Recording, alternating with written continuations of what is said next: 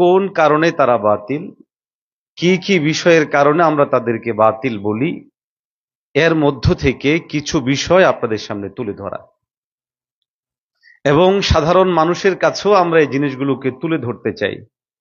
হক এবং বাতিল নির্ধারণ করার জন্য মাপকাঠি ও মানদণ্ড কোরআন এবং সুন্নাহের আলোকে যে উসুল ও জাবেত নির্ধারণ করা হয়, আজকের হিজবুত তাওহীদের প্রতিষ্ঠাতা, হিজবুত তাওহীদের লিখিত গ্রন্থ এবং হিজবুত তাওহীদের যাবতীয় কার্যক্রমগুলোকে সামনে রাখলে দিন ধারণ করেন, ঈমান ইসলামের প্রতি ন্যূনতম দর্দ মায়া আছে এমন যে কেউ এই কথা বলতে বাধ্য, হিজবুত তাওহীদ কোরআনের আলোকেও বাতিল, সুন্নাহর আলোকেও বাতিল, ইজমায়ে উম্মার আলোকেও বাতিল, এবং ন্যূনতম যাকে আল্লাহ রাব্বুল আলামিন ফাহমে সালিম, আকলে সালিম দান করেছেন, সেও বুঝবে যে এটা একটা বাতিল এবং ঈমান বিধ্বংসী সংগঠন।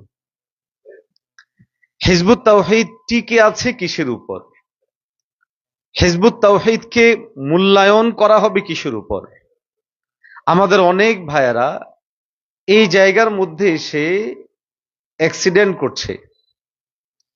তারা হিজবুত তাওহীদের কার্যক্রম ইত্যাদিকে শুধুমাত্র কিছু বয়ান, বক্তব্য এবং আল্লাহ তার রাসূলের কথা বলেন, এতটুকু জিনিসকে সামনে রেখে মূল্যায়ন করছেন।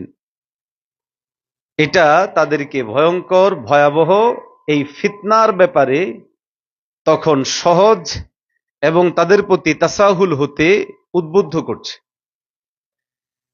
হিজবুত তাওহীদের কার্যক্রম সমূহের মধ্য থেকে উল্লেখযোগ্য কার্যক্রম, কেন আমরা হিজবুত তাওহীদের বিরুদ্ধে এবং তাদের কার্যক্রম নিয়ে উম্মাহকে সতর্ক সাবধান করতে বাধ্য হচ্ছি?